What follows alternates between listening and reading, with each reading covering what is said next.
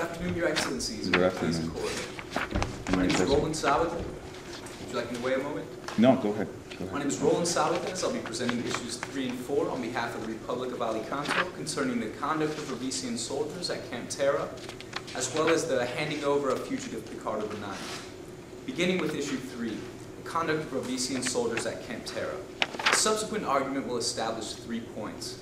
First, that the conduct of Rovesian soldiers at Camp Terra, including the sexual exploitation of Alicantan children and the offensive radio broadcasting, violates treaty obligations. Second, that this conduct is attributable to Rovesia under the customary law of state responsibility, as they cannot be afforded the privileges and immunities of the United Nations. Finally, these breaches of treaty obligations require that reparations be made. To begin, Rovesia's conduct at Camp Terra violates international law. Sexual exploitation of Alicantan children by Rovesian soldiers violates treaty obligations and undermines the basic principles of the United Nations. Sexual exploitation is defined as actual or attempted abuse of a position of differential power, vulnerability, or trust for sexual purposes. As stated in paragraph 21 of the Compromis, the UN Commission of Inquiry concluded that unmorphed soldiers had regularly engaged in acts of sexual exploitation with children as young as 13. These children engaged in these acts out of hunger, fear, and poverty, and this amounts to sexual exploitation. Article 1.3 of the UN Charter sets forth a basic right to life and security of person. By engaging in these acts, Rovesian soldiers undermine these children's rights under the UN Charter. Rovesia's conduct also violates various treaty obligations. The Soldiers' Acts violate provisions of the International Covenant on Civil and Political Rights, most notably Article 6.1's right to life, as well as Article 7's prohibition on cruel, inhumane, and degrading treatment. Obligations under the Convention on the Rights of the Child are also violated, including Article 6.1's right to life and the mandate under Article 34 to protect the child from all forms of sexual exploitation. Now moving on to issue B, Rovesia's offensive radio broadcasting in Alicantan territory violates the ICCPR. Now, hold on a second, stepping back one issue. Certainly, Your Honor. As to the soldiers' misconduct, alleged misconduct towards young children, are you saying that there's no mechanism in place for the Rovesians to try their own troops? Certainly, Your Honor, there is a mechanism in place, and as set forth in the Status of Forces Agreement as well as a Memorandum of Understanding, a troop-contributing country is obligated to investigate and hold accountable violators from its own national contingent. In the present situation, we have a UN Commission of Inquiry which reported significant violations of these articles. However, no prosecution ultimately entailed. And as a result, Rovesia has violated both the Memorandum of Understanding as well as its rights under international law. And what's the remedy for that?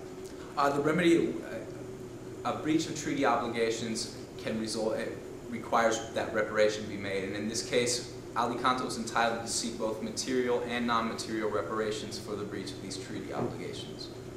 And you'll cover that later? Certainly, Your Honor. Okay. Were these soldiers not, was the UN force conformed exclusively of Rovesian soldiers? No, Your Excellency. The force did not consist of entirely Rovesian soldiers. However, Rovesian soldiers dominated the ranks, and the force was under the command of a high-ranking Rovesian military official from its inception.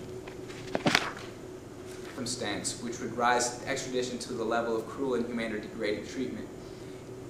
The ex post facto installation of the death penalty by Alicante cannot be considered an extenuating circumstance, bearing in mind the guidelines mentioned by the Soren case, in that the fact that the death penalty was an available crime would have nothing to do with Mr. Donati's state of mind when he committed these acts. These acts would have been carried out regardless of the penalty.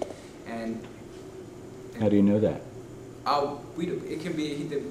Certainly, we don't have an answer to that, how they could rise to that level. However, the fact is that the extenuating circumstances present in the Soren case are not present in the current case, as the ex post facto implementation of the death penalty cannot be compared to the death row phenomena or the age and mental state of Soren, which was a large portion of the court's decision in Soren. If Your Excellencies have no further questions, I will conclude there. I do have one more question. The applicability of the SOFA to these alleged offenses or the offenses on the children, why do you feel that these weren't crimes committed in the soldier's official capacity?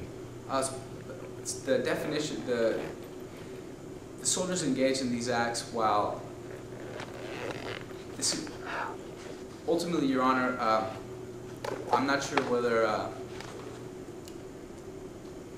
the official capacity, engaging in acts of sexual exploitation with children is certainly not what a UN peacekeeping force is designed to do in a host country.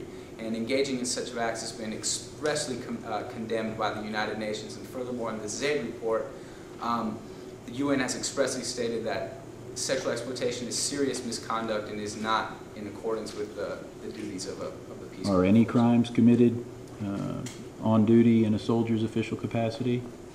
And if not, what is the purpose of that clause in the SOFA? Certainly, certain acts and omissions taken by members of a peacekeeping force could be considered within their official capacity. If, for instance, if they were forced to engage a demonstration that had become violent and members of the host country had